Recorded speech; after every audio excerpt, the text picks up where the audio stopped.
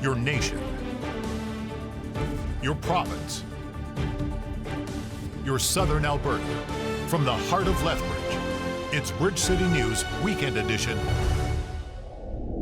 Hello, I'm Naveen Day. Thanks for joining us for a look at some of our top stories and interviews from the past week. The big news this week was a shooting in Montreal with a Lethbridge connection. Montreal police say 3 people are dead, including an officer, after the horrifying shooting in broad daylight in a central Montreal neighborhood. And we warn you, the video we're about to show is graphic. This video from X shows officers entering a grocery store in the Côte-de-Neige district. A coroner has identified the alleged shooter as 25-year-old Seth Scott Hatfield from Lethbridge, Alberta. Officers were met with gunfire Monday when responding to a 911 call about a person with a gun at a Hilton hotel. Police have not given a motive for the shooting, but say a long gun was seized. The coroner has also identified the 2 other people killed, 34-year-old Montreal police officer Mohamed Lamine Benradouane and 68-year-old Michel Mizrahi, a bystander who was caught in the crossfire.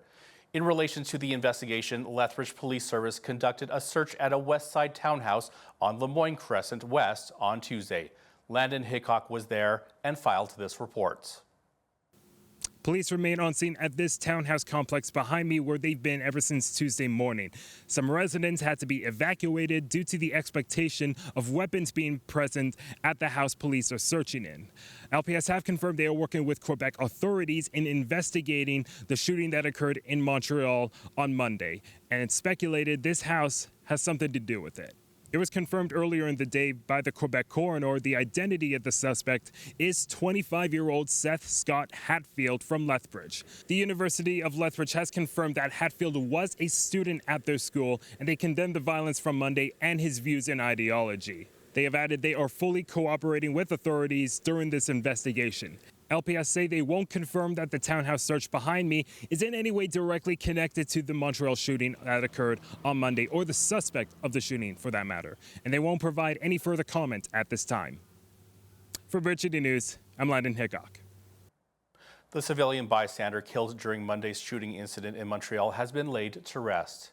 At his funeral, Michel Mizrahi's son Shlomo said his father was a positive person who always put others before himself. The funeral service for Montreal police officer Mohamed Lamine Benradouane, who was also killed in the shooting, was held the same day. At a press conference Tuesday, Prime Minister Mark Carney was asked whether the Liberals should ban the SKS rifle after indications it was used in the shooting in Montreal. He says the government is hearing advice from subject matter experts, including the RCMP, on which firearms Ottawa should look to ban. With respect to arms control and firearm decisions around specifics, we are in the process of moving towards an expert-led system, specifically by the RCMP. We would have to introduce legislation for that to make those determinations, to make and to provide the full resources and the direct determinations so that they are made clearly, consistently in advance and particularly as there are new firearms coming on, that they make those decisions. Now, since May of 2020, Ottawa has outlawed about 2,500 types of firearms on the basis they belong only on the battlefield. It has not banned the SKS rifle, however, which is commonly used in Indigenous communities to hunt for food. The Prime Minister says he spoke with U.S. President Donald Trump about efforts to protect the Arctic ahead of their attendance at the NATO summit in Turkey in 2 weeks. Conservative Leader Pierre Poilievre says the Prime Minister should have brought up U.S. tariffs and the renewal of the Canada-United States-Mexico agreement with Trump. We need the Prime Minister to get a good deal and fast. He promised he'd have one a year ago, but since that time, he's made a phenomenal amount of concessions while getting nothing in return. You know, I just find it incredible that he's made about 6 major concessions: digital services tax, Netflix tax, removing counter tariffs, the defense spending, the list goes on and on. Many of those things needed to happen. But why not bring them to the negotiating table and get something in return? Instead, what he's got is double the tariffs on aluminum and steel and triple on lumber. What I would do is build up our leverage, and we have a lot, by committing to build a strategic reserve of the 10 most critical minerals, according to NATO, that you need to fight a war. Put those in a reserve. Commit to increasing oil production by another 2 million barrels, and offer the Americans the prospect that those resources could be available for their purchase in a tailored way if we get tariff-free access to their markets. When Donald Trump first slapped tariffs on Canada, we were all told to buy Canadian. Well, a new survey from TD shows Albertans are embracing that, and even more than they did last year. TD's Associate Vice President of Remote Channels and Distribution Strategy, Andrew Braun, says 79% of Albertans are planning to support local or Canadian businesses this summer, and small businesses can take advantage. What is interesting there is that it's gone past that, because almost half of that number are looking to support even more than they were thinking last year when the tariffs were more in the news and we were more focused on that aspect. So, I think it's good news for Albertans and it's good news for Albertan businesses. And as we think about businesses and as we think about how they plan for this season, that's the other thing that we wanted to kind of talk through is, the businesses, this for them is an opportunity to capitalize and support to accept this support. And the things they want to do is just kind of plan for it and think about it, really make sure they consider how they can attract Canadians and Albertans to their business. And the other thing for them to think about, they face similar cost implications that they're feeling the same. So they'll really want to plan. But the other really nice thing about this is an opportunity to have potentially repeat business, because if you're having locals coming out more often, you may have a chance to, increase your repeat business. The survey also shows the Buy Canadian approach is shaping travel decisions this summer. 78% of Alberta travelers say they plan to stay within Canada, including 44% traveling within the province and 56% traveling to other parts of the country. Only 13% say they plan to travel to the United States. A poll commissioned by the Calgary Chamber of Commerce suggests almost half of its members are prepared to move their businesses out of Alberta if the province votes to separate from Canada. Probe Research conducted the online survey of 137 chamber members earlier this month. It shows 48% of Calgary Chamber member respondents are very or somewhat likely to leave the province and relocate their business if Alberta votes to begin the separation process. 39% are unlikely to relocate and 13% are unsure.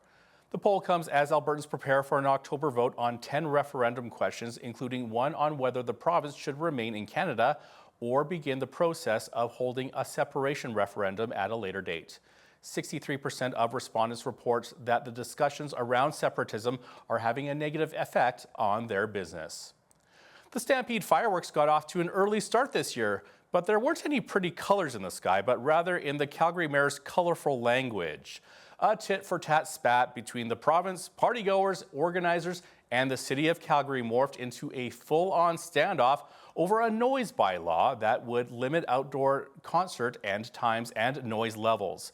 In an expletive-laden social media post Monday night, Mayor Jeremy Farkas took direct aim at the critics of the city's rules meant to balance Stampede fun with the livelihood of downtown residents. It's time to cut through the bull about the Cowboys tent. By now, you've seen the coordinated smear campaign from out-of-town politicians, and they think you're stupid and want you to believe that we're somehow canceling Stampede by asking the big tents to use the same rules in place at Coachella, Lollapalooza, and all of the other world-class festivals. And that's the first piece of bull. We're not talking about Stampede at all. We're talking about a few off-site tents that have been treating their neighbors like garbage.